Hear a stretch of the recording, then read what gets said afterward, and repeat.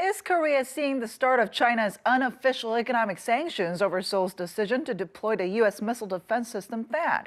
On Monday, Korea's Lotte Group said Chinese authorities have shut down nearly 24 of its retail stores after inspections, and there have been reports of Lotte websites becoming the targets of cyber attacks originating from China.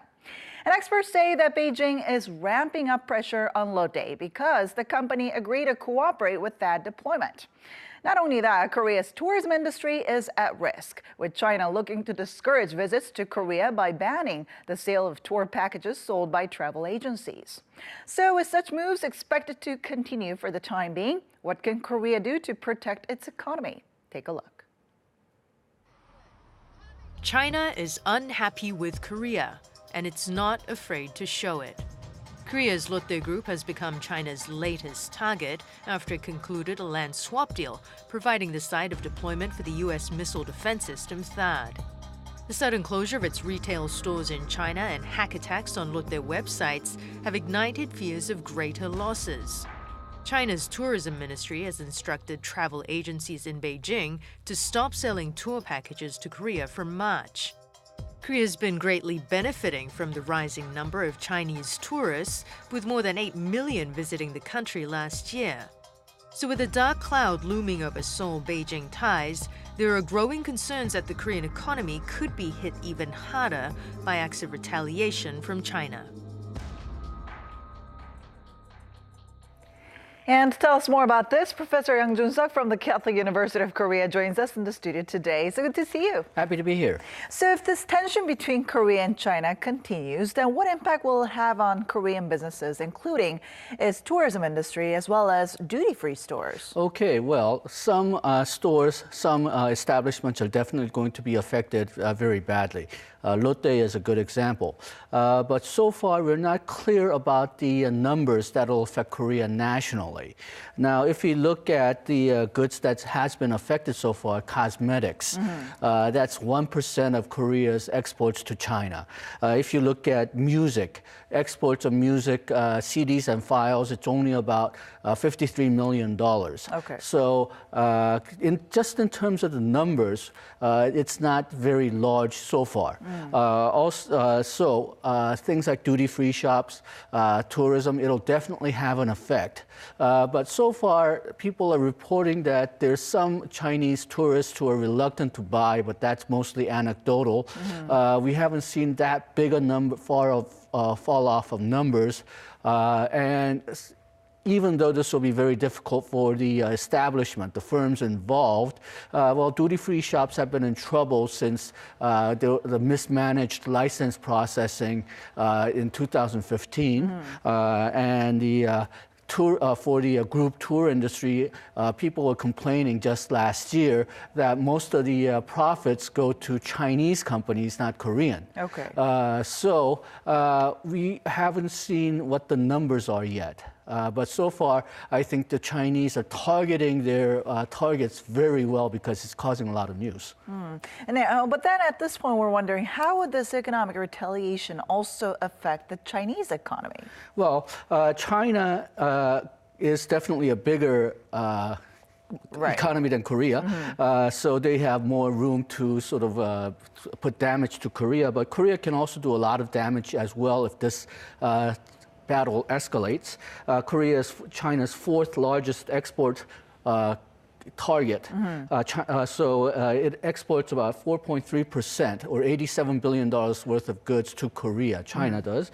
Most of all, of Korean exports of goods, about 78% are intermediate goods. And a lot of that, perhaps about half, goes to exports, Chinese exports. And some of these items are not easily available elsewhere. So if this escalates, then Korea does have capacity to wound China, but in the net, Korea will probably come off worse. In your opinion, were there any ways that Korea could have prepared for such retaliatory actions from China? I think think it would have been very difficult. We've seen before that if the government insists that NGOs are involved, so government is not formally involved, then there's not really that much that governments, especially foreign governments, can do about these supposed activities of NGOs. So I don't think it would have had a much effect. Okay. But as I mentioned before, so far these activities seem to be targeted to cause a lot of publicity, but perhaps not a lot of real damage. Now, did China's retaliatory actions violate the international law by any way? Okay, well, so far they can argue that it doesn't.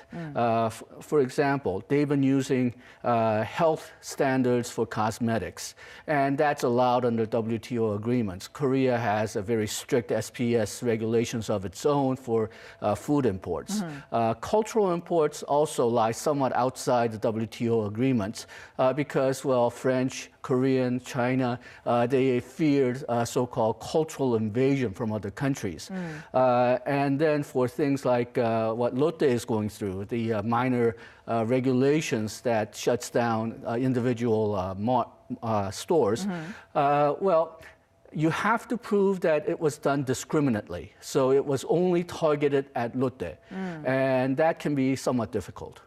Now let's take a look at the dispute over the Senkaku Diaoyu Islands between China and Japan when Japan was hit by similar economic retaliation from China. Okay, well, when Japan was hit by Chinese retaliation, what Japan did was it diversified their exports. So they sent more of their exports to elsewhere. My recollection is that it still did end up hurting Japan overall, but not as much as they feared. And then after the political fighting was over, the retaliation was quietly withdrawn. Now, what about Korea then? I mean, some are saying that it's time that Korea reduce its dependence on China. So what are some of the ways that Korea could come out of this stronger? Okay, well, Korea may be able to reduce its dependence on China on the margins, so a few percent. But given that China, by purchasing power standards, so the real purchasing power standard is already the world's largest economy, and also they happen to be one of the two closest countries to Korea, I think we're always going to be very dependent on Chinese trade. Having said that, though, if you look at the relationship between China and the U.S., even though they have similar problems with U.S., they're forced to buy American goods because most of that is not available elsewhere. For example, CPUs for computers, the graphics chips for computers, they're not available elsewhere. Okay. So Korea really has to sort of upgrade its game. We've been saying this, that we need this for growth, we need this for here as well. If we make a lot of products which are not easily available elsewhere, then China will have no choice but to buy from Korea. Now, China's two sessions of the National People's Congress and Chinese People's Political Consultative Conference kicked off last week, and expectations are that the meetings will address U.S. President Trump's protectionist moves. Now, is it possible that we might hear them address this issue over Seoul's deployment of THAAD? Well, I think they will comment on Seoul's deployment. I'm not sure if they'll link trade to it because right now it doesn't pay for them to tie the government, the trade issues and the defense issues. So they can just go on saying this is a problem with national sentiment, the NGOs. And they could still get the same effect without getting into a whole bunch of political fighting.